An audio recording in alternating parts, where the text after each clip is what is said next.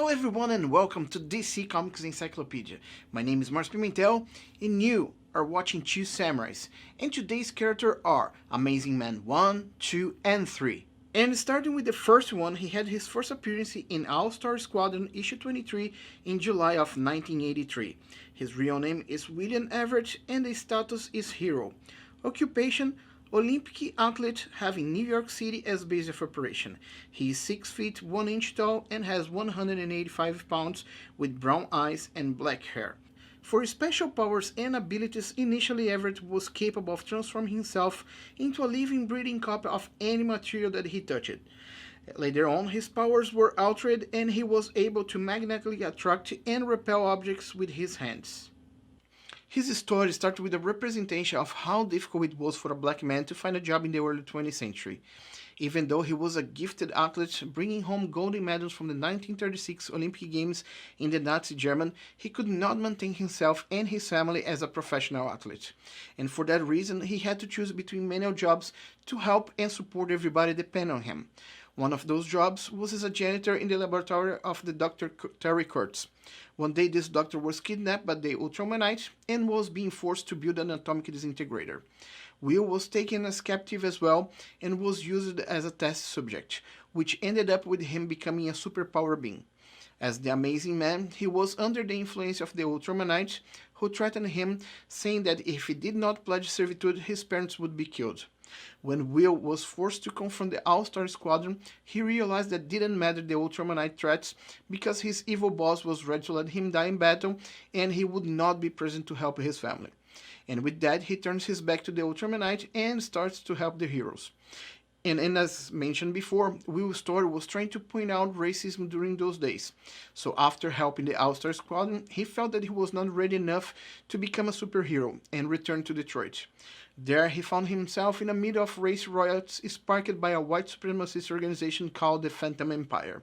He decides to help the All-Star Squadron and use his powers to help causes like racial inequality.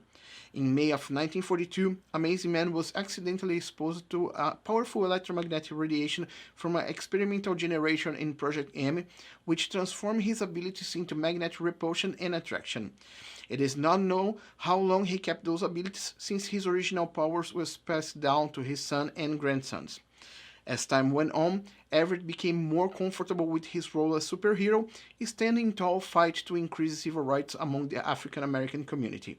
He was even being seen marching with Dr. Martin Luther King Jr. and Malcolm X, and when last seen, Will Everett was suffering from cancer and was about to die, but not before to pass the mantle of Amazing Man down to his grandson, Will Everett III, aka the Second Amazing Man.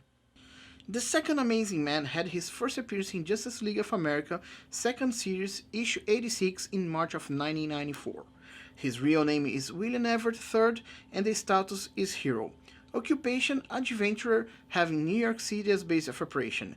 He is 5 feet 11 inches tall and has 180 pounds, with brown eyes and black hair. For his special powers and abilities, his powers were exactly the same as his grandfather, that was basically became a sentient being made of any material that he touched, with all its strengths and weaknesses. Will Everett III carried on his grandfather-like tradition, joined the famous Justice League at Wonder Woman's request. As a member, he was very important on Overmaster's defeat, alongside other members of the Justice League and reformer members of the Cadre of the Immortal.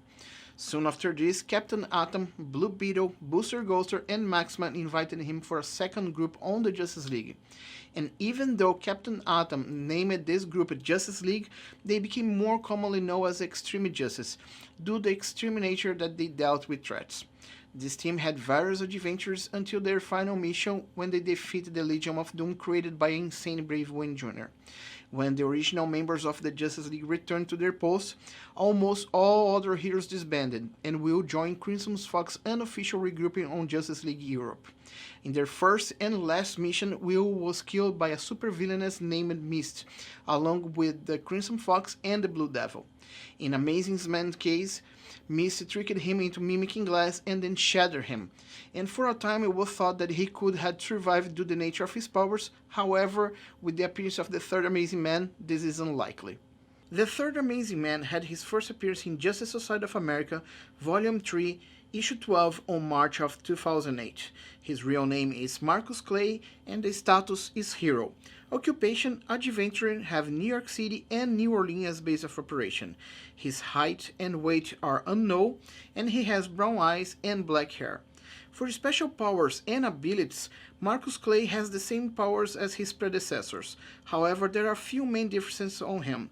He can share his powers, and he also must be careful when switching off structure, because hard materials restrain his movements and soft ones can damage him internally.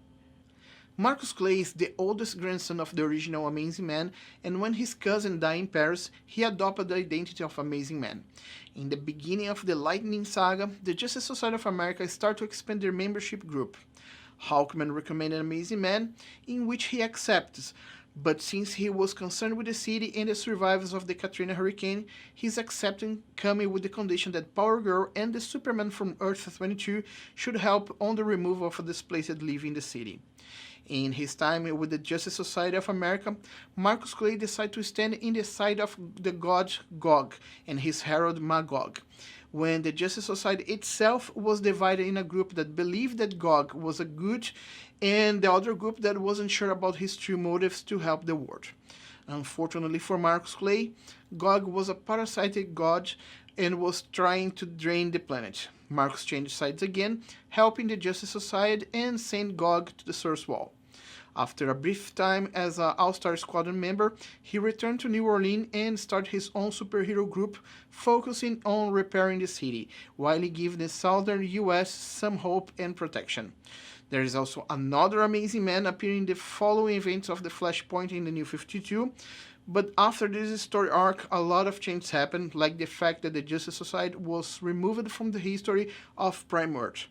This new Amazing Man, it's not related to the previous Amazing Man, and it's more known by his name, Rocker Boom. And since he's not a legacy from the original character, he will have his own video. That's all for today. Please consider share, like, and subscribe. Thank you everyone for watching, and bye.